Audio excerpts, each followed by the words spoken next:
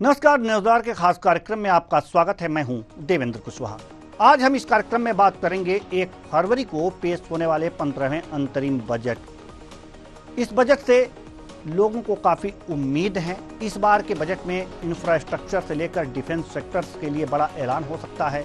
इसके अलावा उम्मीद की जा रही है कि निर्मला सीतारमण बजट में मध्यम वर्ग और नौकरी पेशा लोगों के लिए कुछ खास ऐलान कर सकती हैं।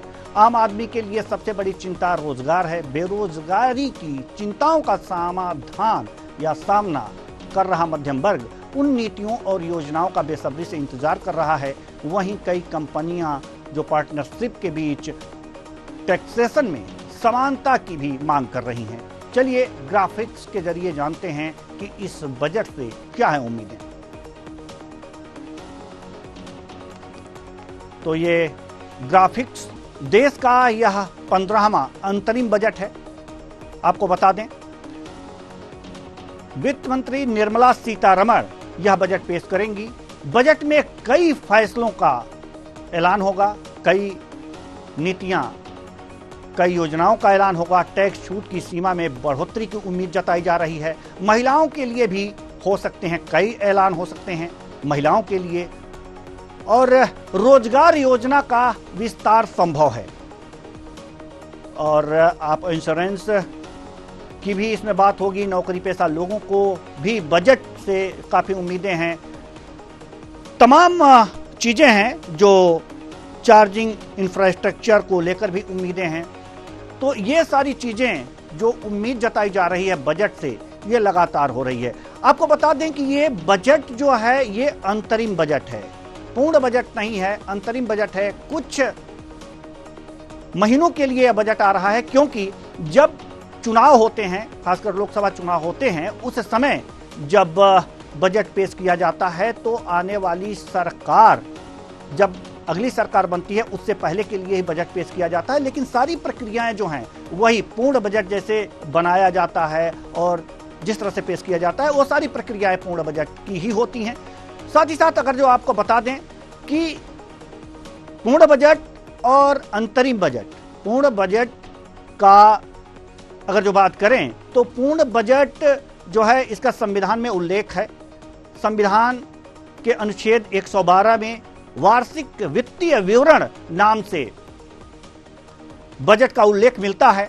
हालांकि अंतरिम बजट का कहीं संविधान में उल्लेख नहीं मिलता, लेकिन एक जो लेखानुदान होता है उसका भी भारतीय संविधान के अनुच्छेद 116 में विवरण मिलता है। और लेखानुदान यह होता है कि बस खर्चों की बात की जाती है कि आने वाले समय के लिए जो खर्चे होते हैं वो खर्चे कितने होंगे, 2 महीने 3 महीने के लिए खर्चे कितने होंगे, बस अगर जो इस बात का जिक्र हो तो वो लेखानुदान होता है। लेकिन इस बार जो बजट अंतरिम बजट है, अंतरिम बजट पेश किया जा रहा है, यानी कि बजट के वो सारे कार्य, जैसे कि हलवा सेरेमनी की अगर जो बात करें तो इस अंतरिम बजट से पहले निर्मला सीतारमण ने हलवा सेरेमनी भी मनाई और सबको हलवा भी वितरित किया गया। तो एक तरह से ये सारी प्रक्रियाएं होती हैं। चूंकि अब लोकसभा चुनाव आने वाला है और लोकसभा चुनाव आने वाला है तो इसलिए बस उतने ही अवधि के लिए यह बजट प्रस्तुत किया जाएगा। उसमें आय व्यय के ब्यौरे दिए जाएंगे, आय का अनुमान लगाया जाएगा, खर्चों के अनुमान लगाए जाएंगे कि इतने खर्च होंगे, इतने आएंगे, इतने जाएंगे, कहां किस मद से खर्चे होंगे, ये सारी चीजें होंगी।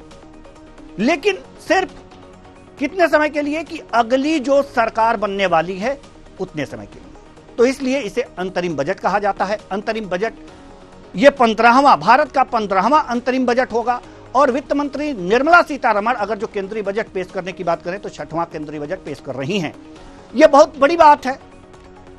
बजट क्या है इसके बारे में भी लगभग सभी लोग जानते हैं। एक बार और बता दें हम कि यह बस एक भाषण होता है।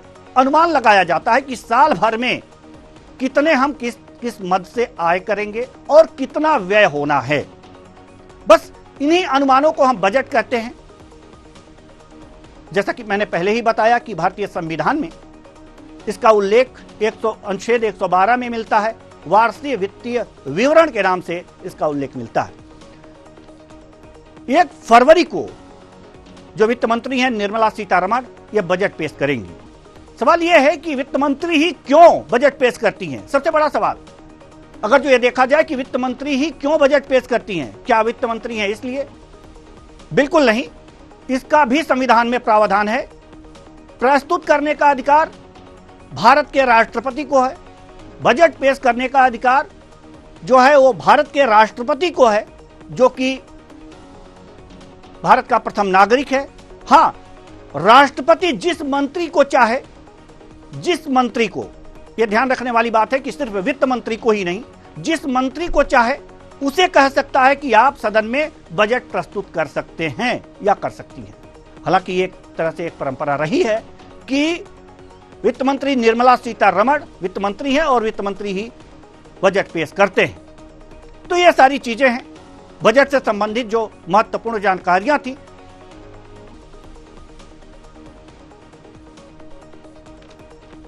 तो जो जानकारी है वो मैंने आपको दे दिया, अपने दर्शकों को बता दिया। पीयूष गोयल वित्त मंत्री न रहते हुए भी इन्होंने बजट पेश किया था। तमाम बातें हैं, लेकिन जनता को क्या उम्मीदें हैं, जनता को क्या उम्मीदें हैं, ये हम आपको अपने संवाददाता के माध्यम से बताएंगे।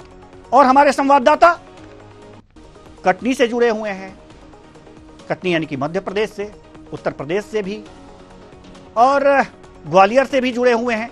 ये तमाम हमारे संवाददाता जो अभी टीवी स्क्रीन पे आपको दिखाई देंगे, ये हमारे संवाददाता जगह जगह से जुड़े हुए। भोपाल से हमारे साथ हमारे संवाददाता सत्यम शर्मा जुड़े हुए हैं, कटनी से जाहिद हुसैन सिद्दीकी जुड़े हुए हैं, लखनऊ से प्रशांत राव जुड़े हुए हैं और ग्वालियर से मोनू राठौर जुड़े हुए हैं और छत्तीसगढ़ से state head Chhattisgarh doctor Sanjay Shekhar जुड़े हुए हैं।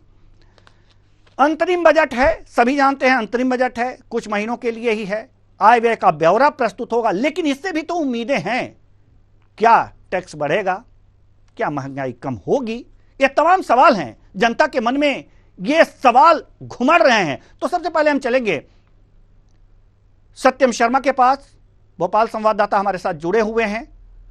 हम आपसे जानना चाहेंगे कि जनता के मन में आखिर क्या है इस बजट को लेकर के। आप कहां खड़े हैं, किनके पास खड़े हैं, किनसे बातचीत करने वाले हैं?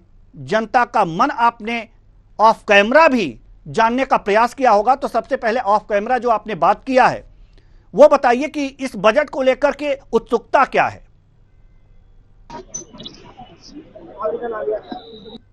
देखिए देवेंद्र जी, ये जो बजट आ रहा है 1 फरवरी को लोकसभा में पेश होगा। प्रदेश में भी 7 फरवरी से जो है बजट पेश होगा। लेखानुदान इसको कहा जाएगा, बजट की जगह इसको लेखानुदान कहे तो ज्यादा अच्छा है, क्योंकि अंतरिम बजट है। अंतरिम बजट का जैसा आपने बताया कि संविधान में कोई प्रावधान नहीं है। लेखानुदान के 116 के अनुच्छेद के तहत जो प्रावधान है उसके तहत ये जो लेखानुदान पेश किया जाएगा लोकसभा में, और इस बजट को कोई भी पेश कर सकता है। आपने जैसा बताया, मैं एक बार थोड़ा सा रिपीट करना चाहूंगा कि राष्ट्रपति उस पर निर्भर करता है कि कौन बजट पेश करेगा। चाहे वो किसी भी मंत्री को बोल सकते हैं कि बजट पेश करने के लिए। सामान्यतः ये होता है कि वित्त मंत्री ही पेश करते हैं। तो ऐसे में निर्मला सीतारमण 1 फरवरी को बजट पेश करेंगी और बजट पेश करने से पहले सर्वदलीय बैठक बुलाई गई है। सर्वदलीय बैठक में ये निर्णय लिया जा रहा है। बैठक के दौरान आपस में चर्चा चल रही है कि किस तरह से बजट पेश होगा और जो अंतरिम बजट है वो पेश किया जाएगा, और किस तरह से जो ये बजट सत्र है वो कैसे चलने वाला है। तो इस सब को लेकर सर्वदलीय बैठक भी बुलाई गई है। कल ये सर्वदलीय बैठक 31 दिसंबर को होगी। वहीं जनता की बात करें तो जनता की उम्मीदें जो सरकार से वो बड़ी रहती है, चाहे केंद्र से उम्मीदें हो चाहे राज्य से उम्मीदें हो। तो जनता की उम्मीदें बहुत सारी रहती है। युवाओं की बात करें तो युवाओं को रहता है कि रोजगार कैसे प्राप्त होगा और जिनके पास नौकरी है उनकी तनख्वाह कैसे बढ़ेगी, उनका जो इजाफा होता है सैलरी में वो कैसे होगा। किसानों की बात करें तो किसानों को किस तरह से जो फायदा है, किसानों के जो उपार्जन होते हैं, जो उत्पादन होते हैं, उनमें कैसे से समर्थन मूल्य में मिलेगा, समर्थन मूल्य की बढ़ोतरी होगी। जैसा पिछली बार संकल्प पत्र में बीजेपी कहा था कि 3100 रुपए गेहूं का जो मूल्य है वो दिया जाएगा। तो ऐसे में ये निश्चित करना होता है कि किस तरह से ये बजट आगे बढ़ेगा। हमारे साथ कुछ युवा भी अभी भोपाल के मौजूद है, उनसे बात कराएंगे। लेकिन इससे पहले आप जानिए, ग्रहणों की इच्छा है कि ग्रहणी सोचती है, जो महिलाएं हैं उनका इच्छा है कि जो अगर राज्य की बात करें, मध्य प्रदेश की बात करें, तो जो 50 रुपए लाडली बहना योजना के तहत मिल रहे हैं, तो कहीं ना कहीं 1500 और 1800 की बात कही गई थी और लास्ट में 3000 तक जाने की बात कही गई थी। उसके ऊपर लाडली बहनाओं के जो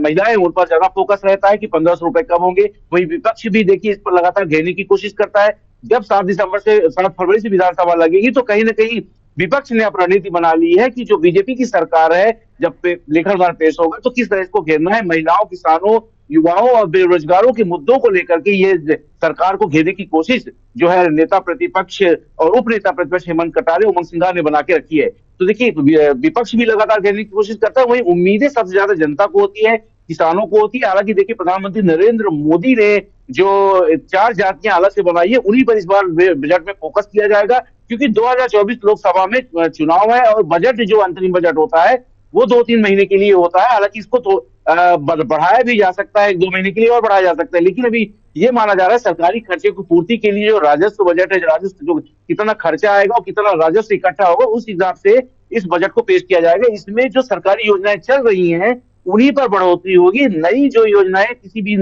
तरह की नई योजनाओं पर घोषणा नहीं कर सकते हैं। तो जो नई योजना है, तो सरकारी जैसे योजनाएं चल रही हैं उनमें सैलरी में बढ़ोतरी, किसानों को जो योजनाएं मिल रही हैं उसमें अभी सुनने में आया है कि जो केंद्र सरकार ने एक मीटिंग ली थी उसमें भी करने को मिला था कि किसानों की 6,000 से लेकर 9,000 जो है कृषि जो उनको मिलता है पीएम सम्मान निधि, किसान सम्मान निधि, वो मिलेगी। तो 6 से बढ़ाकर 9 की जा रही है। तो ऐसे ही महिलाएं भी उम्मीद बना के बैठी हैं। 450 रुपए का गैस सिलेंडर को लेकर मध्य प्रदेश में उम्मीद बनाकर महिलाएं बैठी हैं, क्योंकि मध्य प्रदेश में भी जो 7 फरवरी से जो है बजट सत्र, लेखानुदान सत्र जो है वो शुरू होगा, तो अनुपूरक बजट जिसको कहते हैं। तो ऐसे में उम्मीदें जनता की रहती है, युवाओं की उम्मीदें रहती है, कितने लाख नौकरियां निकाली जाएंगी, कितने पद निकाले जाएंगे, किस तरह से भर्तियां होंगी, स्व सहायता समूहों में किस तरह से काम लिया जाएगा, उनको किस तरह से युवाओं को जोड़ा जाएगा। ये सरकार का भी ध्येय होता है और बेरोजगार युवाओं का ध्येय रहता है कि उनको नौकरी चाहिए, क्योंकि उनको जीवन यापन करना होता है। तो सरकार की जवाबदारी है सभी वर्गों को, सभी धर्मों को, सभी लोगों को, सभी जाति के लोगों को, महिलाओं को, किसान हो, युवा हो और कोई भी हो, उनको सबको साथ में लेकर चलने की जवाबदारी होती है। ऐसे में बजट जो है मिला जुला बजट आएगा। हालांकि देखिए, जो राजकीय घाटा होता है वो भी ना बढ़ने पाए और राजकीय घाटा को समान बनाकर ही चलना होता है। तो ऐसे में बजट को, प्रावधान को सब ध्यान में रखकर ही चलाया जाएगा। जी, आपके साथ आप बता रहे थे कि आपके साथ युवा हैं, उनके अंदर एक क्या उत्सुकता है, जरा पूछने का प्रयास कीजिए कि हाँ वो क्या चाहते हैं। है और उनकी क्या उम्मीदें हैं इस बार के बजट से, हम उनसे बात करेंगे। क्या उम्मीदें रहेंगी आपकी इस बार बजट से? क्योंकि देखिए, अंतरिम बजट है, अंतरिम बजट में नई घोषणाएं नहीं हो सकती है, पुरानी घोषणाओं पे चलना है। आप चूंकि युवा है और रोजगार की ज्यादा इच्छा थी, तो क्या आप इस समय क्या उम्मीद लगा के बैठे हैं सरकार से? देखिए, ये सरकार है काफी अच्छी काम भी कर रही है और ये जो बजट आ रहा है इस बार, तो हमें लगता है कि युवाओं के लिए, किसानों के लिए, महिलाओं के लिए, सभी के लिए कुछ ना कुछ जो वर्तमान में योजनाएं चल रही है कुछ ना कुछ बढ़ के ऐसे मिले। और खासकर जो हम सैलराइड हैं की बात करें, इसमें भी इजाफा हो, तो इस तरह की हम उम्मीद करते हैं। और बजट को लेकर हर व्यक्ति को उम्मीद होती है, जैसे कि महिलाएं हैं उनको भी घरेलू आपूर्ति जो होती है। फरवरी को बजट लागू होगा, उससे कितनी उम्मीद दर्जा बनाकर बैठे हैं? चूंकि मोहन सरकार है और कई भी घोषणाएं संकल्प पत्र में बीजेपी ने की है, उनको पूरा करने का प्रयास किया जाएगा। तो बजट में हो सकता है कि नई घोषणाएं भी हो जाए, क्योंकि जो संकल्प पत्र में दी गई है उन घोषणाओं को थोड़ा सा और आगे बढ़ा करके कुछ किया जाए। तो मोहन सरकार से कितनी उम्मीदें हैं आपकी? देखिए, मोहन सरकार क्योंकि शुरू से ही आप देख रहे हैं तो एक्शन में दिखते हैं, तो हमें उनसे काफी कुछ उम्मीदें हैं। उनसे ऐसा लगता है कि अगर भर्ती की बात करें, रोजगार की बात करें, सबसे ज्यादा हमें जो उम्मीद है वो रोजगार की है। महिलाओं का तो सशक्तिकरण चल ही रहा है, उनके जो 1250 मिल रहे हैं वो भी आगे उन्होंने बढ़ाने का कहा है, तो हम चाहते हैं कि वो भी बढ़े। और किसानों को जो अगर आय की बात करें तो वो भी एक तरह से दोगुनी हो, ये हमारा ऐसा सोचना है। बिल्कुल, देखिए, समर्थन मूल्य किसानों को मिले, महिलाओं को जो जो उनकी व्यवस्थाएं बनी रहे, तो 450 रुपए के सिलेंडर की बात की जाती है जो संकल्प पत्र में दिया है। किसानों के 3100 रुपए का जो गेहूं का समर्थन मूल्य देने की बात कही थी, समर्थन मूल्य पे उनपे सभी की खेती हो। और देखिए, मुरैना में भी डॉक्टर सीएम मोहन यादव एक बार 2 लाख युवा जो लोग हैं उनको रोजगार देने की बात कह चुके हैं, युवाओं को रोजगार देने की बात कह चुके हैं। तो मुरैना में एक बड़ी सभा आयोजित की जाएगी जिसमें ये रोजगार मेला लगेगा और युवाओं को कहीं ना कहीं रोजगार मिलता नजर आएगा। तो स्व सहायता के समूहों से रोजगार मिलेगा और बजट में इन सब चीजों को लेकर घोषणाएं होगी। क्योंकि चुनावी वर्ष है, तो ऐसे में जो घोषणाएं होती है वो कहीं ना कहीं जनता के पक्ष में होती है और जनता के पक्ष में ऐसी होती है कि आगे आने वाले समय में जो सरकारें हैं किसानों के हित में फैसला लेंगी, युवाओं के हित में फैसला लेंगी, जो कि विधानसभा में देखने को मिला था जब इनके संकल्प पत्र, वचन पत्र आते हैं जो चुनाव सभा से पहले, चुनाव के पहले हम आपके पास तो आएंगे। उनमें भी हमारे बड़ी बड़ी साथ घोषणाएं होती लखनऊ तो इस से बार भी यही प्रशांत उम्मीदें राव जुड़े युवाओं को हुए भी हैं। है, हमारे किसानों साथ की भी है। लखनऊ से प्रशांत राव जुड़े हुए हैं। प्रशांत राव, हम आपसे जानना चाहेंगे कि जो अंतरिम बजट पेश होने वाला है, इसके प्रति भी हालांकि कुछ महीनों के लिए है, लेकिन उत्सुकता तो लोगों के बीच है। जी, क्या उत्सुकता है लखनऊ उत्तर प्रदेश की? फरवरी को केंद्र सरकार के द्वारा बजट पेश किया जा रहा है, तो 2 फरवरी को उत्तर प्रदेश सरकार के द्वारा बजट पेश किया जा रहा है। उत्तर प्रदेश की जनता को केंद्र सरकार के बजट से और उत्तर प्रदेश सरकार के बजट से काफी उम्मीदें हैं। तमाम लोग हमारे साथ हैं जो इस बजट से उम्मीदें लगाए बैठे हैं, कोई रोजगार को लेकर, कोई महंगाई को लेकर, कोई अन्य तरीके की यहाँ जो है उन्होंने मानसिकताएं पाल रखी हैं कि किस तरीके से सरकार उनको राहत दे सकती है, उम्मीदें हैं। तो सबसे पहले हमारे साथ एक लोग मौजूद हैं, उनसे जानते हैं क्या नाम है आपका? जी, मनोज सोनकर। मनोज जी, जो उत्तर प्रदेश सरकार का बजट आने वाला है, क्या उम्मीदें हैं, किस तरीके का बजट होना चाहिए? देखिए भाई साहब, मैं आपको बता दूं कि इसके पहले जो सरकारें आई गई वो केवल अपने हित के लिए बजट पास करते थे, जिसमें उनका स्व का विकास हो सके, वो समाज के बारे में चिंता नहीं करते थे। लेकिन वर्तमान भारतीय जनता पार्टी की सरकार गरीबों से लेकर अमीरों तक हर वर्ग को लोगों को ध्यान में रखते हुए, बजट को ध्यान में रखते हुए पास करती है, जिससे लोगों का विकास, गरीबों का विकास, अच्छा से अच्छा विकास हो सके। क्या उम्मीदें हैं कि बजट में क्या सरकार और दे ताकि लोगों का रोजगार बढ़े, व्यापार बढ़े? देखिए, हम तो यही कह रहे हैं कि हमारी सरकार कोई कमी कर ही नहीं रही है। भारतीय जनता पार्टी सरकार एकदम सोच समझ करके जहां भी कमियां हैं उस हिसाब से बजट पास करती है। देखिए, हम सोनभद्र से बिलोंग करते हैं, बहुत पिछड़ा इलाका है, और आकर के देख लीजिए, पहले की सरकारें थी, आज 10 साल पहले वहां के लोगों से पूछ लीजिए, लेकिन वर्तमान में जाकर के वहां के लोगों से पूछिए कि कितना विकास हुआ है। ये ध्यान में रखते हैं कि कहाँ अनुसूचित वर्ग है, कहाँ सामान्य वर्ग है, कहाँ कैसे लोग हैं, सबको ध्यान में रखते हुए बजट पास कर दे ताकि सारे वर्ग के सबका विकास हो सके। बिल्कुल देवेंद्र जी, हमारे साथ कुछ युवा है, उनसे जान लेते हैं कि उनकी क्या उम्मीदें हैं। क्या नाम है आपका? मोहम्मद तालिब। तालिब, क्या सरकार से उम्मीद है? केंद्र सरकार का 1 तारीख को बजट पेश हो रहा है, 2 तारीख को उत्तर प्रदेश सरकार का बजट। किस तरीके की उम्मीदें कि बजट में क्या होना चाहिए कि उसका लाभ हो? सर, मेरा तो एक ही सवाल है कि रोजगार के ऊपर। रोजगार सर है नहीं। रोजगार के वादे हो रहे बजट में, उसके लिए पैसा रखा जा रहा सर, अस्पताल, रोजगार। अस्पताल तो योगी जी बना रहे हैं ना, सभी जगह, हर जिले में मेडिकल कॉलेज बना रहे हैं। कहाँ पे? हर जिले में बता रहे हो, वादा कर रहे हैं। नाम बताएं। उत्तर प्रदेश के सभी 75 जिलों में जब से 68 पूरे हो चुके हैं। सर, 68 जिले में आप बताएं किस बना है अस्पताल? आप कहाँ रहते हैं? किसे बिलोंग करता हूँ जी। मैंने हाई स्कूल पास किया है। इस बजट से क्या उम्मीदें हैं? सर, बजट से तो काफी अच्छी सरकार है, ये माना जाए, लेकिन मेरा एक ही सवाल है, रोजगार। जो मैं कि युवा हूँ, आने वाले समय में मुझे क्या रोजगार मिलेगा? आप और भी साथी हैं, क्या नाम है आपका? अंसरार सोनी जी। क्या उम्मीदें हैं केंद्र सरकार कर रही है महंगाई को लेकर, रोजगार को लेकर? उत्तर प्रदेश सरकार भी बजट पेश करेगी, माना जा रहा है कि 7.5 लाख करोड़ का बजट पेश करेगी। क्या उम्मीदें हैं, क्या होना चाहिए आप लोगों के लिए? शिक्षा के बारे में, हॉस्पिटल, शिक्षा, नौकरी, रोजगार, बस यही चाहिए हम लोगों को क्या चाहिए? बिल्कुल, बहुत बेसिक चीज बताई है उन्होंने, का शिक्षा, हॉस्पिटल, रोजगार, इसके साथ और भी लोग। क्या नाम है आपका? मैं मुंबई से आया हूँ जी।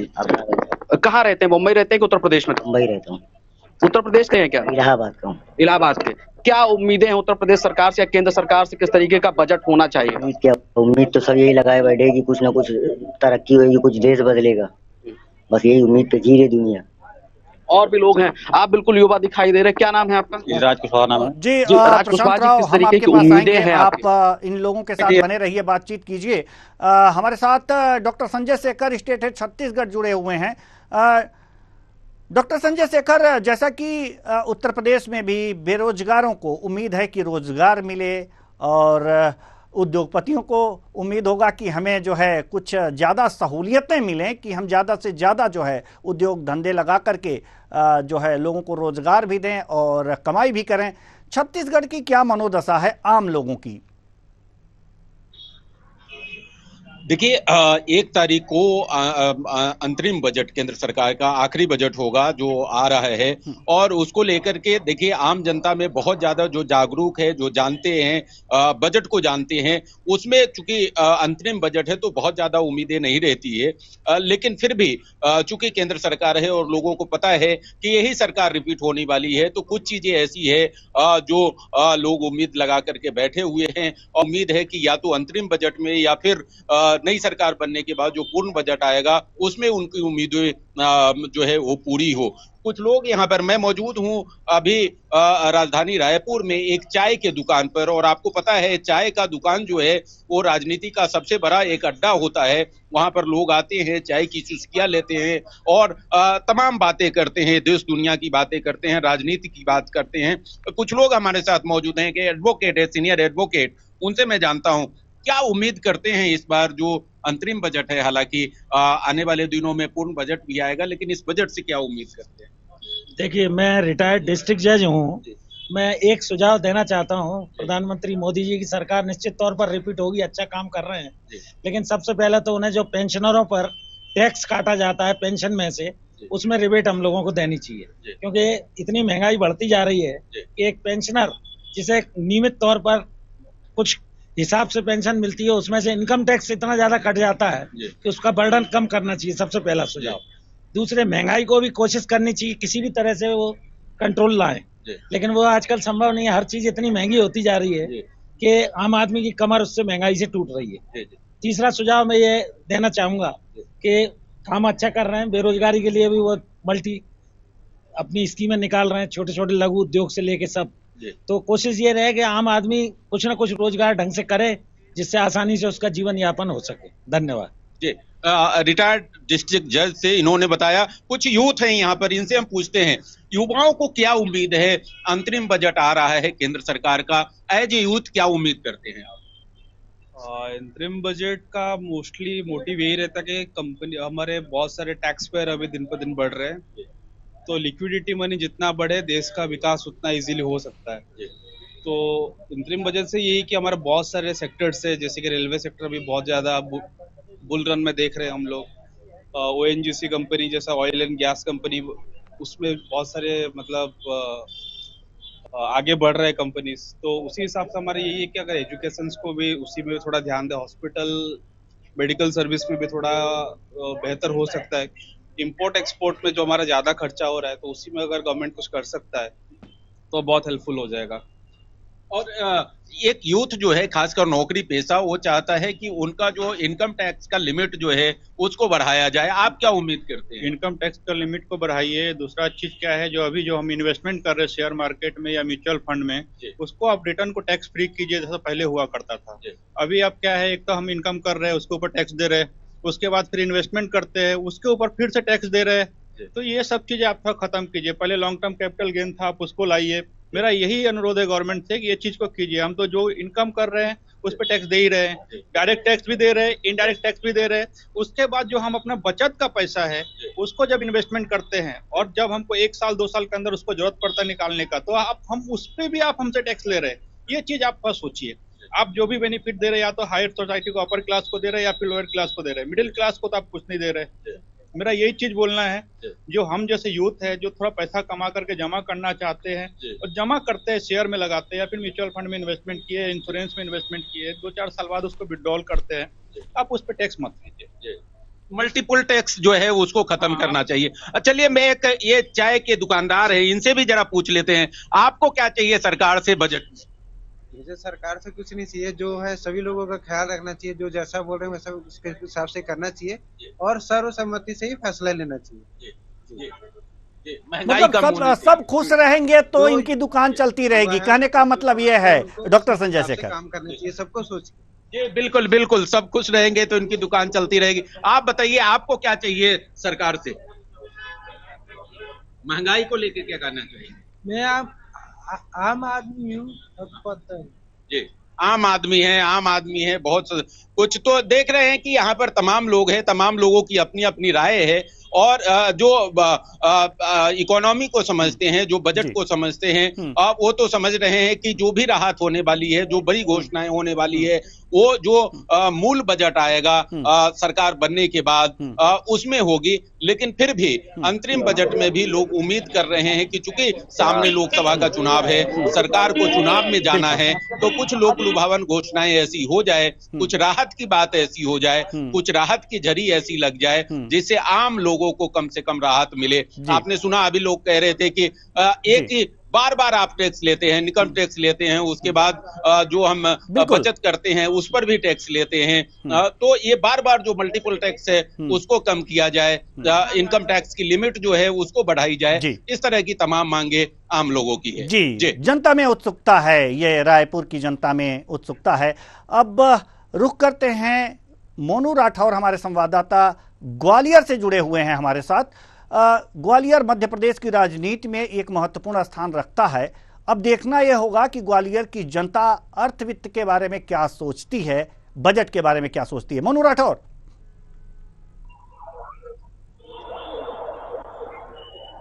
देवेंद्र जी, अभी कल सरकार में बजट पेश होगा और उसके बाद मध्य प्रदेश साथ कहीं ना कहीं तो बजट में कहीं युवाओं के लिए, महिलाओं के लिए, चाहे पेट्रोल के दाम कम हो सकती है, चाहे वो गैसों के दाम में वो भी कम सकती है, चाहे वो डीजल की बात करें, चाहे वो महिला की सुरक्षा की बात करें। इसीलिए कहीं ना कहीं बजट पेश में महिला जो ग्वालियर वासी, मध्य प्रदेश के वासी, उन्हें कहीं ना कहीं इससे शायद खुशहाली आ सकती है।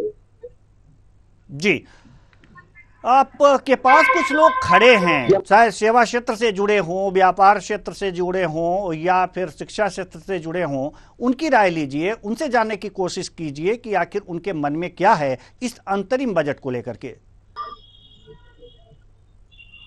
जी, हमारे साथ गौरव जी एडवोकेट जी है, हमारे साथ जुड़े हुए हैं। जो क्या लगता है गौरव जी, अभी बजट पेश होने वाला था, क्या आपको लगता है कि कहीं ना कहीं आपको लगेगी जो उनकी बातें चल रही हैं, जैसा कि बजट के बारे में बताया जा रहा है कि महिलाओं की सुरक्षा को लेकर ये बहुत अच्छी बात है देशवासियों के लिए, है ना, भारतवासियों के लिए। इसके अलावा जो सेविंग्स के बजट की उसकी बात करें, सेविंग्स के लिए जो लिमिट बढ़ाई जा रही है, तो होता क्या है, होता है वो अपनी बड़ी मुश्किल से अपनी सेविंग्स कर पाता है ना। उस सेविंग्स के ऊपर भी अगर इंटरेस्ट रेटों पर ज्यादा हो रहा है तो उससे काफी हानि का सामना करना पड़ता है, जिसको बढ़ा के लिमिट को शायद 8 लाख के आसपास किया जाना चाहिए। इसके लिए भी बजट में उसको रखा गया है। ये फिर कहते हैं बेरोजगारी को लेकर युवाओं में, क्योंकि युवा बेरोजगार है और जो महंगाई का डीजल के बात करता है, की बात करें, तो लाभ मिलेगा। देखिए, हो सकता है इस बार पेट्रोल कीमत में आज मिले बजट में, क्योंकि ऐसी बात सुनने में आई है और बिल्कुल होना भी चाहिए, क्योंकि पेट्रोल जो है इसलिए बजट में शामिल होना, क्योंकि वो पूरी तरह से आर्थिक स्थिति को ही है, इसलिए पेट्रोल को बजट में शामिल करना जरूरी जी। देवेंद्र जी ने बताया कहीं ना कहीं बजट पेश होगा, कहीं ना कहीं युवाओं में, चाहे महिलाओं की बात करें, चाहे वो बेरोजगारी की बात करें, कहीं ना कहीं उसमें आर्थिक सहायता की लाभ मिलेगा केंद्र सरकार और मध्य प्रदेश सरकार के द्वारा। जी, मोनू राठौर, हम आपके पास आएंगे। हमारे साथ कटनी से जाहिद हुसैन सिद्दीकी जुड़े हुए हैं। कटनी से, कटनी में क्या मन है कटनी की जनता का, क्या जानना चाहते हैं कि वहां के बेरोजगार, वहां के किसान, वहां की महिलाएं, क्या मन में है इस अंतरिम बजट को लेकर के? जाहिद हुसैन सिद्दीकी।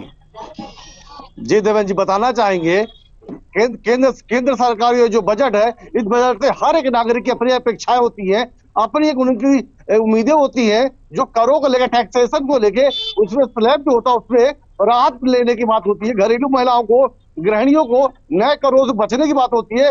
बाल सुरक्षा उत्पादों की बात करें या शिक्षा की, स्वास्थ्य की बात करें, इन तमाम चीजों पे अगर सरकार की बात करें, आय व्यय का जो लेखा जोखा होता उसको बजट के रूप में सरकार पेश करती है। कितनी राजस्व की प्राप्ति हुई और कहाँ किन किन विभाग में, किन किन योजनाओं पे कहाँ क्या खर्च करना है, इन तमाम चीजों का लेखा जोखा होता उस बजट की प्रस्तुति हाल ही सीतारमण जी करने वाली है। उसी पे हम चर्चा करेंगे। हमारे साथ मौजूद कुछ समाज सेवी लोग भी हैं, व्यापारी मंडल के लोग भी हैं और कुछ शिक्षा जगत से लोग जुड़े हुए भी।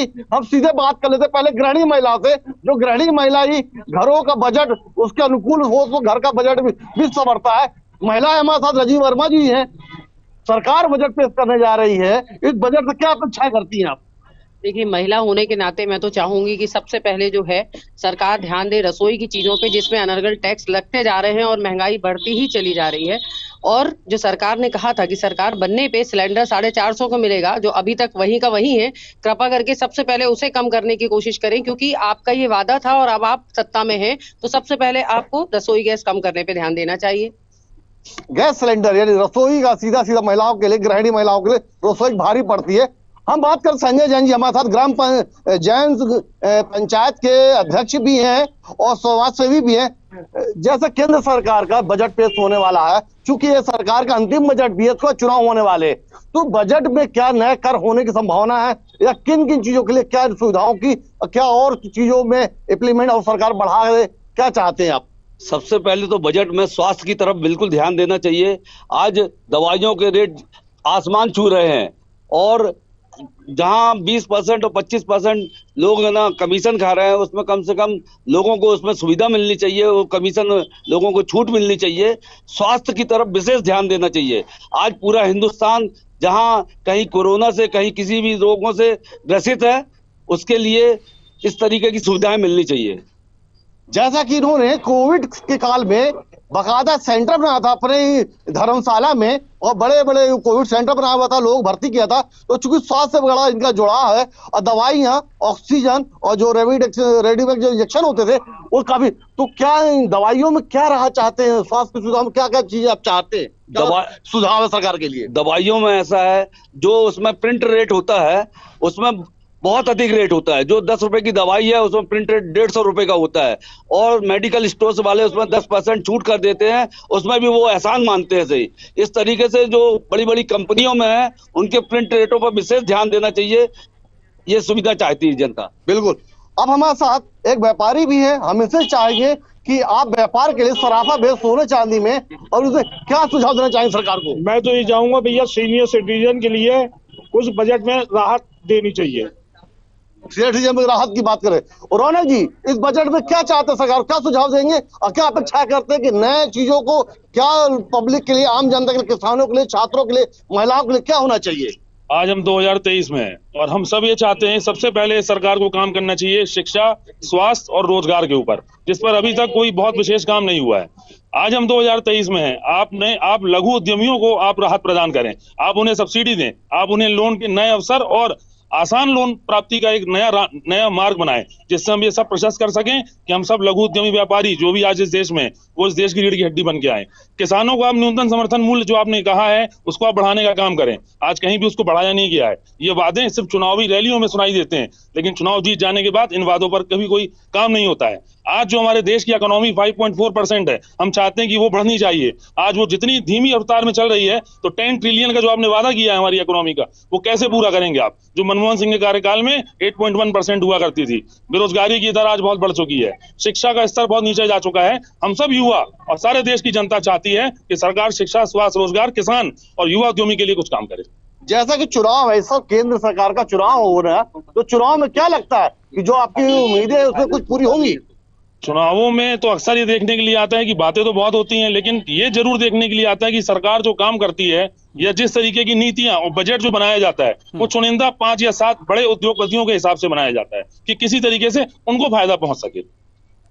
अगर हम बात महिलाओं की करें, महिलाएं जो कन्या जो छात्राएं पढ़ती स्कूलों में, उनको जहिद, हम थोड़ी देर बाद आपके पास आएंगे, थोड़ी देर बाद आपके पास आएंगे। हमारे साथ लखनऊ से हमारे संवाददाता प्रशांत राव जुड़े हुए हैं। प्रशांत राव, जैसा कि आपने अभी कुछ लोगों से बात की थी, लेकिन फिर भी आपके पास बहुत लोग खड़े हैं। मन की टोह लेने का प्रयास कीजिए कि आखिर उनके मन में क्या है और क्या उम्मीदें हैं उनके अंदर। बिल्कुल, हमारे साथ देवेंद्र जी और भी लोग मौजूद हैं, उनसे जान लेते हैं कि जो केंद्र सरकार का अंतरिम बजट आने वाला है, क्या उम्मीदें हैं। जी, क्या नाम है आपका? मेरा नाम जितेंद्र कुमार है सर। जितेंद्र जी, केंद्र सरकार का 1 फरवरी को अंतरिम बजट आने वाला है जी, क्या कहेंगे, क्या उम्मीदें हैं आपकी, किस तरीके का बजट हो और जनता उससे लाभान्वित हो? देखो, बजट का मामला यही होता है कि हर लोगों का कल्याण हो, ठीक है। गरीब भी खुश रहे, अमीर भी खुश रहे, ठीक है। मगर हमारे हिसाब से अमीर तो खुश है, मगर गरीब जो है वो और खुश हो जाए तो मोदी जी की बहुत बहुत धन्यवाद होगी इसमें। गैस में महंगाई बढ़ी है, खाने पे ज्यादा से ज्यादा जीएसटी लगी है, शिक्षा पे जीएसटी लगी, उसके बारे में क्या कहेंगे? कम होनी चाहिए कि और भी चीजें हैं उनको जीएसटी के दायरे में लाके विकास की गति को और बढ़ाया जाए? नहीं, ये आपसे किसने कहा कि शिक्षा पे जीएसटी लगी हुई है? हमको बताएंगे? किताबों पे जीएसटी बढ़ा दी गई है, पेजों पर जीएसटी बढ़ा दी गई है। आप हमको किसने बताया ये चीज? किताबों पे जीएसटी लगी है। मेरी बिटिया फ्री पढ़ती है, जिसकी यानी अब आपसे हम बताएं, मेरी बिटिया फ्री पढ़ती है जिसकी 2 महीने की फीस है 8100। मोदी गवर्नमेंट पढ़ा रही है उसको। और स्कूल का नाम बता दे, सेंटर अकादमी स्कूल नाम है, ये सेक्टर विकास नगर 6 में, ठीक है। एक तो वो लाभ मिल रहा, मैं गरीब परिवार से हूँ, ठीक है। और मेरे घर में जितने लोग हैं सबका वो बना हुआ है जो है आयुष्मान कार्ड। 5 लाख रुपया मोदी सरकार नए बजट से क्या आप चाहते हैं, क्या अंतरिम बजट में हो कि ताकि और लोग लाभान्वित हों? ये तो योजनाएं चल ही रही हैं। जी देखो, नए बजट में बस इतना हो जाए कि जो इधर उधर छोटे मोटे लोग रह गए हैं उनको भी बजट कोई ना कोई मिल जाए, जिनकी गरीबी दूर हो जाए, बेरोजगारी दूर हो, रोजगारी जो बेरोजगारी है वो दूर हो जाए। मगर अभी देखा जाए तो 75% बेरोजगारी खत्म हो गई है, बस 25% रह गई है सर। उत्तर प्रदेश की या देश की? उत्तर प्रदेश में तो एकदम ना ही समझो, देश की मैं पूरे बात कर रहा हूँ, क्योंकि मैं खुद हूँ जो मोदी से 50,000 रुपया ले चुका हूँ। क्या कर रहे हो उससे? मैं अपना बिजनेस कर रहा हूँ, अच्छा पैसा 2-3 हजार रुपया रोज कमा रहा हूँ, कैंटीन चला रहा हूँ। पहले मैं ठेला लगाता था, रेडी लगाता था, उसके बाद में मैं जो है कैंटीन चला रहा हूँ। अब बिल्कुल देवेंद्र जी बताया है इन्होंने कि जो योजनाओं से बजट आया है उससे लाभान्वित हो रहे हैं। जितेंद्र जी हमारे साथ मनोज कुमार जी हैं। मनोज जी, किस तरीके की और उम्मीदें हैं ग्रामीण अंचल में किसानों को लाभ उसका मिले? जैसा कि पता चल रहा है कि 9,000 रुपए किसान सम्मान निधि कर दी जाएगी, 3,000 रुपए और बढ़ाया जाएगा। जी जी जी, पहले की सरकार भी आपने देखा है किसानों के लिए क्या किया है, और अब के सरकार में क्या हो रहा है आप लोग भली भांति जानते हैं। और रहा बजट का सवाल, तो चाहे रोड का क्षेत्र हो, चाहे गैस का क्षेत्र हो, चाहे मेडिकल का क्षेत्र हो, चाहे बेरोजगारी का क्षेत्र हो, हर मामले को देखते हुए सबको संतुलन बनाते हुए ये सरकार बजट पास करती है। और भी चीजें क्या होनी चाहिए केंद्र सरकार से? उम्मीदें जिस तरीके से पूर्वांचल का विकास, आप पूर्वांचल से आते हैं, पूर्वांचल के विकास को लेकर प्रधानमंत्री लगातार काम कर रहे हैं, और आपका सोनभद्र है, मिर्जापुर है, काफी पिछड़ा इलाका था। विकास किसको मानते हैं? हम तो विकास इसी को मानते हैं कि घर घर बिजली पहुंच गई, हर मतलब जहां रोड नहीं था, जिसकी उम्मीद नहीं थी, उससे अच्छी अच्छी रोडें बन गई, सबका मकान बन गया, घर में खाना बन रहा है, और शिक्षा मुफ्त है। तो ये विकास का ही है मुद्दा ना, पूरा समाज पूरा विकसित। हाँ, जितेंद्र जी कुछ कहना चाह रहे हैं जी। सर मेरी उम्र 35 साल है, मेरी उम्र 35 साल है। मैं सीतापुर बिस्वा का रहने वाला हूँ, ठीक है। मेरे वहाँ की इतनी रोड की व्यवस्था गड़बड़ थी कि अब मैं कुछ कह नहीं पाता, साइकिल से लोग नहीं ढंग से पहुंच पाते थे। आज का समय वो है कि हाईवे बन गया है सर मेरे वहाँ पे, और वहाँ पर इतनी अच्छी जो है रोजगार, हर चीज, कोई आदमी नहीं परेशान है। और मेरे वहाँ कम से कम, मैं जब से पैदा हुआ हूँ मेरे वहाँ बिजली नहीं थी, मैंने सूरजा प्लेट 40,000 का खरीद के लाया था। आज 1 मिनट उसका यूज नहीं होता, केवल बिजली से ही काम चलता है। बिल्कुल, और भी लोग हमारे साथ हैं, उनको जानने के सरकार से क्या बजट की उम्मीदें, लोग बता रहे हैं किस तरीके से आपको जो केंद्र सरकार का बजट आ रहा है, क्या उम्मीदें हैं? अब देखते हैं उसमें क्या वो बताते हैं, उनका क्या बजट आता है। महंगाई, रोजगार, इसको लेकर कुछ उम्मीद? महंगाई तो बहुत ज्यादा ही है, उसके लिए तो बता रहे हैं जी कि महंगाई इस तरह से बढ़ रही है कि आने वाले समय में देखा जाए क्या होता है। चलिए, महंगाई बढ़ रही है। प्रशांत राव हम आपका रुख करेंगे, प्रशांत राव हम आपका रुख करेंगे। उत्तर प्रदेश में तो ऐसा लग रहा है कि जो योजनाएं चल रही हैं वास्तव में बहुत ही अच्छी योजनाएं चल रही हैं और लगातार ये चलनी चाहिए। और अब वहां बस जो सुख है, बस सुख ही है, कोई दुख नहीं है, कुछ चाहिए ही नहीं बजट से, ऐसा लग रहा है। कुछ लोग इस तरह की बातें कर रहे हैं। लेकिन हाँ, बेरोजगारी की बातें भी हैं उत्तर प्रदेश में, बेरोजगार लोग भी हैं और उसकी बातें भी हैं, रोजगार चाहिए भी। तो अब हम आपके पास आएंगे, लेकिन अब रुख करना चाहेंगे सत्यम शर्मा के पास, भोपाल से हमारे साथ जुड़े हुए हैं। सत्यम, अब आपके पास, हालांकि संजय जी भी हैं छत्तीसगढ़ से जुड़े हुए, आपके पास आएंगे, लेकिन सत्यम जी पहले आपसे, आपने अन्य लोगों से भी टोली होगी, महिलाओं की क्या बात है और उनके मन में क्या है, क्योंकि घर का बजट तो वही बनाती हैं, और जब महंगाई होती है तो काफी परेशानी होती है घर का बजट बनाने में। और शिक्षा के क्षेत्र में कुछ अध्यापक होंगे आपके पास, आखिर किनकी टोल ये हैं, आप उनके मन में क्या है, क्या आपने महसूस किया है बात करके?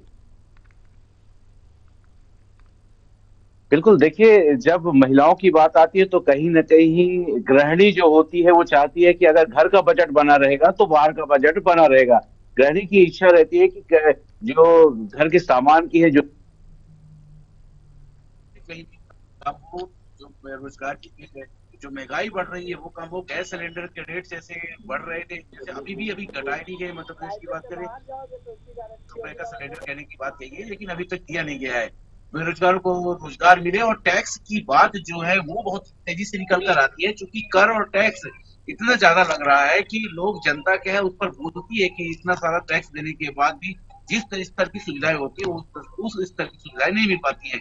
लेकिन हमारे साथ कुछ और लोग मौजूद हैं, हम उनसे बात करेंगे। क्यों, क्या करते हैं अभी? क्या चाहते हैं? नया बजट आ रहा है तो इस समय क्या चाहते हैं आपकी सरकार क्या क्या निकाले आपके युवाओं के लिए? तो चूंकि आप गाड़ी चलाते हैं, क्या उम्मीद है सरकार क्या चाहती है? हमारी ये उम्मीद है कि थोड़ा बहुत कि सब राशन में कम हो, कि बढ़ते दाम घटाना चाहिए, गरीबों के लिए सब कुछ होना चाहिए। अच्छा, मम्मी बोलती नहीं कि घर में राशन के दाम बढ़ गए, गैस सिलेंडर के दाम बढ़ गए? जी बोलती है, रोज बोलती है सामान के लाओ। मम्मी से बोलते, मम्मी इतने पैसे कहाँ मिलते थोड़ा बहुत सामान लाने में, सब कुछ करता है। मैंने परेशानी होती है। जी सर। सरकार से उम्मीद है कि जो महंगाई है उसको कम करे। जी। और आपके पापा भी कुछ काम करते होंगे? स्कूल की गाड़ी चलाते हैं। तो उनका भी यही है कि इसे गाड़ी चलाते कुछ तो सुविधाएं ऐसी मिली। जी जी। क्या क्या सुविधाएं चाहते हैं सरकार से वैसे आप? उनको तो बस यही चाहिए कि थोड़ा बहुत कम हो, मतलब कि महंगाई बढ़ती, काम कम होना चाहिए, महंगाई ज्यादा बढ़ रही है वो चीज, राशन पानी सब कुछ। अच्छा, हमारे साथ कुछ युवा मौजूद है।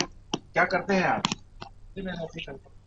क्या चाहते हैं बजट से? कैसे उम्मीदें बना के बैठे? चूंकि अंतरिम बजट ऐसी कोई नई घोषणा तो नहीं होती, लेकिन पुरानी ही घोषणाओं में से अब चूंकि महंगाई का मुद्दा बहुत ज्यादा है, टैक्स का मुद्दा भी उठता जा रहा है, तो मोदी सरकार से कितनी उम्मीदें? देखिए महंगाई बहुत ज्यादा महंगाई, हम चाहते हैं कि कम तो इतनी तो कम हो कि लोग जो हमें सैलरी मिल रही है उसमें अपना गुजारा कर सकते हैं। तो सारा गुजारा करना मुश्किल है, और चाहते हैं कि इस जो बजट है इससे समाजिक जैसा काम महंगाई कम होती जाए, पेट्रोल डीजल के दाम भी, लेकिन कुछ कहीं बढ़े लेकिन आगे ही ना बढ़े और उसमें कम हो, इसमें हर आदमी सुविधा रहता है, क्योंकि कम आय में अपनी गुजारा कर रहा है, तो जो हमारा बना रहे और थोड़ा बहुत सेविंग कर सकें, तो काफी महंगाई। आप गाड़ी चलाते हैं तो विकास तो दिखा है आपको सड़कों में, रोडें सड़कें अच्छी बन गई हैं, तो ये सब दिखा है आपको? यहाँ पे सड़क मध्य प्रदेश की बात करते हैं जी, मतलब बहुत सी जगह है कि सही है, मगर बाकी गाँव गुड़ा में थोड़ी कच्ची है। तो क्या चाहते हैं कि पक्की सड़क बने? जी, पक्की सड़क होनी चाहिए, गाड़ी मतलब सही चलना चाहिए, गड्ढे गुड्ढे सेट चाहिए। और खेती किसानी है आपके यहाँ? नहीं। अच्छा, देखिए ये गाड़ी चलाते हैं, हालांकि इनका साफ तौर पर कहना है कि जो सड़कें हैं वो शहर की सड़कें अच्छी हैं, लेकिन कहीं न कहीं गांव तबके की सड़कें जो है उनको सुधारने की जरूरत है। और एक जो युवा थे हमारे साथ, उनका भी कहना है कि कम सैलरी में अभी फिलहाल वो काम कर रहे हैं, लेकिन विकास को देखते हुए उनको सबको एक्सेप्टेंस है कि ठीक है कम सैलरी में काम कर रहे हैं, लेकिन इतनी महंगाई ना बढ़े कि हम सैलरी के ऊपर हमारे जो बैलेंस है वो बिगड़ जाए, क्योंकि घरों का भी बैलेंस बना के रखना होता है। साथ कर जब हमने महिलाओं से बात की तो महिलाओं को साफ तौर पर भी कहना था, और देखिए एग्रेसिव तौर पर भी कहना था कि जो सिलेंडर के दाम बोले गए थे वो अभी तक घटाई नहीं गई, जो जीरा और जी सत्यम, कुल मिलाकर के अगर जो देखा जाए कि दाम घट जाते हैं, ये सवाल जैसा कि अभी आपने बात की है लोगों से और उनसे जो बातें निकल करके सामने आई हैं, उससे साफ तौर पर लगता है कि जो ग्रामीण अंचल की सड़कें हैं उन्हें दुरुस्त करने की आवश्यकता है। और बजट में अगर जो ग्रामीण अंचल की सड़कों पर ज्यादा पैसे खर्च किए गए तो वास्तव में कनेक्टिविटी उनकी शहरों से बढ़ेगी, और जब कनेक्टिविटी उनकी शहरों से बढ़ेगी तो आर्थिक रूप से लोग मजबूत होंगे। हम रुख करते हैं state head Chhattisgarh doctor Sanjay Shekhar के पास। डॉक्टर संजय शेखर, हम आपके पास आना चाहेंगे। पहली बार तो आप चाय की दुकान पर जो चाय की चुस्कियां ले रहे थे उनसे आपने बजट के बारे में उनके मन की टोह ली। इस वक्त आप कहां खड़ा हैं और किनकी टोह लेने वाले हैं? देखिए, मैं लगातार राजधानी रायपुर से हूँ आपके साथ जुड़ा हुआ, और मैं यहाँ एक चाय के दुकान पर हूँ। चाय की दुकान पर जैसा कि मैंने आपको पहले बताया कि हर तरह के लोग आते हैं, चाय की चुस्कियां लेते हैं, और चाय की चुस्कियां लेते हुए देश दुनिया की बातें करते हैं, राजनीति की बातें करते हैं। और जाहिर सी बात है, सामने अंतरिम बजट आ रहा है तो बजट को लेकर के भी लोगों को उत्सुकता है, खासकर जो पढ़े लिखे लिखा जो तबका है उसको उम्मीदें हैं, जो नौकरी पेशा जो लोग हैं उनको उम्मीदें हैं कि बजट से उनको किसी न किसी तरह की राहत मिलेगी। यहाँ पर बहुत सारे यूथ मौजूद हैं, मैं जरा इनसे बात करने की कोशिश करता हूँ। दोस्त, जरा ये बताइए, एज ए यूथ आप क्या इस बजट से, निर्मला सीतारमन 1 तारीख को बजट पेश करने वाली हैं, क्या उम्मीद करते हैं? एक्चुअली मेरे को आइडिया नहीं है जी, आपको बजट को लेकर के आइडिया नहीं है। आप बताएं, आप क्या उम्मीद करते हैं? यूथ के लिए कुछ, एजुकेशन के लिए कुछ, यूथ के एजुकेशन को लेकर के आप चाहते हैं, किस तरह की उम्मीदें हैं आपको? और बेटर करनी चाहिए कुछ। एजुकेशन सिस्टम और बेहतर होना चाहिए। तो एजुकेशन सिस्टम बेहतर होना चाहिए, यूथ की उम्मीदें हैं। नौकरी पेशा लोगों की उम्मीदें ये हैं कि टैक्स में उनको राहत मिले। जो किसान वर्ग है, किसान वर्गों को उम्मीद है कि उनको जो है खाद और बीज पे जो सब्सिडी मिलती है उसमें उसको कुछ राहत मिले। बहुत सारे लोग हैं, अलग अलग तबके हैं, अलग अलग तबकों की अलग अलग राय है। सब चाहते हैं कि कहीं ना कहीं किसी न किसी तरीके से उनको केंद्र सरकार से राहत मिले। इसके साथ ही मैं बताऊं कि छत्तीसगढ़ का भी जो बजट है, हालांकि छत्तीसगढ़ का पूर्ण बजट आएगा क्योंकि छत्तीसगढ़ में नई सरकार बन गई है और 1 तारीख से ही छत्तीसगढ़ का भी जो बजट सत्र है वो शुरू हो रहा है और इसमें वित्त मंत्री के रूप में ओपी चौधरी जो कि पूर्व IAS रहे हैं, वो वित्त मंत्री बने हैं। वो वित्त मंत्री के रूप में छत्तीसगढ़ का बजट पेश करेंगे। तो छत्तीसगढ़ के बजट से भी जो छत्तीसगढ़ के लोग हैं विशेष तौर पर उनको काफी उम्मीदें हैं। बिल्कुल, हम छत्तीसगढ़ के बजट पे भी चर्चा करेंगे किसी और कार्यक्रम में, लेकिन इस बार रुख कर रहे हैं सीधे कटनी का, जहां पर जाहिद हुसैन सिद्दीकी कुछ लोगों के साथ खड़े हुए हैं और बात करना चाह रहे हैं, उनके मन की टोह लेना चाह रहे हैं कि आखिर इस बजट से क्या उम्मीदें हैं। जाहिद जी देवेंद्र जी, हम आपको बताना चाहेंगे कि सरकार का जो बजट पेश होने वाला है उस बजट से वैसे तो आम जन को बहुत, हर नागरिक को कुछ ना कुछ उम्मीदें होती हैं और सरकार का भी अपना एक सिस्टम होता है कि उसका आय व्यय के ऊपर। तो हम बात कर रहे थे महिलाओं को, कन्याओं के लिए शिक्षारत जो लड़कियां बाहर पढ़ने जाती हैं, जो अपने घर से बाहर जाती, उनको किस तरह की सुविधा शासन को देना चाहिए, सरकार से क्या उम्मीदें करती हैं आप?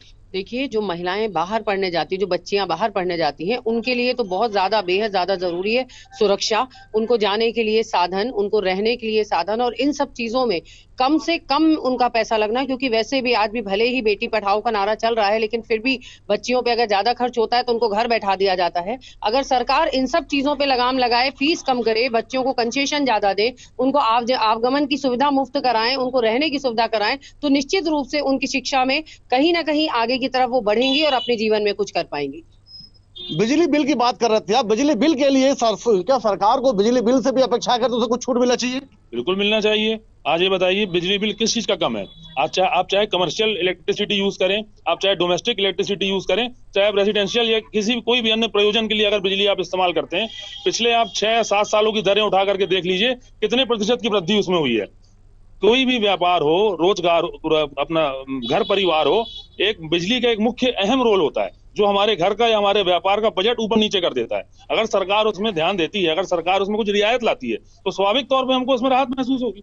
बिल्कुल देवेंद्र जी, जिस तरह की आम जन की हर तरह की सलाह मशवरा हर तरह के लोगों ने दिया, सरकार को इन तमाम चीजों का ध्यान रखना चाहिए। अंतरिम बजट बनाते समय, क्योंकि बहुत जल्द केंद्रीय वित्त मंत्री सदन में बजट रखने वाली है, उस तरह का सुझाव किसानों के लिए, छात्रों के लिए और चिकित्सा के लिए, स्वास्थ्य के लिए, तमाम चीजों पे, शिक्षा के लिए, सड़कों के लिए, गांव के लिए, किसानों के लिए, हर क्षेत्र के को ध्यान में रखते हुए बजट बनाया जाना चाहिए। अगर वहीं बात करें, सुरक्षा की भी बात करें, उत्पाद की भी बात करें और नई चीज, नई तकनीक की भी बात करें, व्यापारियों के लिए भी तमाम चीजों की बातों का समावेश बनाते हुए बजट का ही प्रस्तुत किया जाना चाहिए, ताकि देश के हर एक नागरिक को बजट से और सरकार के प्रति उनका वो विश्वास जागे और बजट से किसी को तकलीफ ना हो और बजट से बड़ी राहत है, राहत की उम्मीद लोग लगाए बैठे हुए हैं। जी देवेंद्र जी, चलिए, बहुत अच्छी बात है। बजट से क्या उम्मीदें हैं, हम लोगों के मन की बात को जाने हैं, महसूस किए हैं। बहुत बहुत धन्यवाद सत्यम शर्मा आपका, डॉक्टर संजय शेखर आपका, प्रशांत राव आपका भी, और कटनी से जाहिद हुसैन सिद्दीकी आपका भी, कि आपने लोगों के मन की बात जानी है कि बजट से उन्हें क्या उम्मीदें हैं। हालांकि अंतरिम बजट है, तो कुल मिलाकर के देखा जा सकता है कि वास्तव में अंतरिम बजट 1 फरवरी को पेश होगा। वित्त मंत्री निर्मला सीतारमण इस बजट को पेश करेंगी, लेकिन इस बजट से लेकर के आम जनता की क्या उम्मीदें थीं, चाहे वो सेवा क्षेत्र से जुड़े हों या फिर औद्योगिक क्षेत्र से, व्यापार क्षेत्र से जुड़े हों या फिर किसी और क्षेत्र से जुड़े हों, लेकिन क्या था उनके मन में, क्या चाहते हैं वो, ये हमने आप सबको बताया और दिखाया। लेकिन अब बजट में क्या होने वाला है ये फरवरी को पता चलेगा और हम उस बजट की पल पल की खबरें आप तक जरूर पहुंचाएंगे। फिलहाल इस कार्यक्रम में इतना ही, मुझे दीजिए इजाजत।